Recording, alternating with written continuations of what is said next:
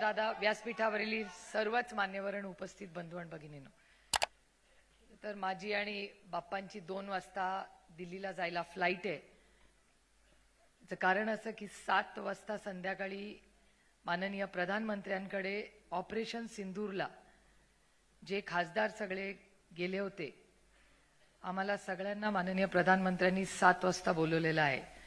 त्याच्यामुळे आम्हाला आमची सकाळी टेस्ट करून तिथे जायला कोविडची टेस्ट करायला लागते.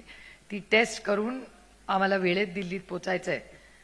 पण मी बघते सकाळ मगाशी अमोलदादाही बोलले की सगळ्यांची भाषणं माझ्यामुळे कट झाली आहेत असा एक आरोप माझ्यावर झाला आहे. पण खरं तर आदरणीय पवार साहेबांचं 12:30 पाऊणला भाषण व्हायचं होतं, त्याच्यामुळे आपला काही फार वेळ मी घेणार नाही. पण आजचा हा वर्धापन दिनाच्या आपल्याला मी मनापासून सगळ्यांना शुभेच्छा देते.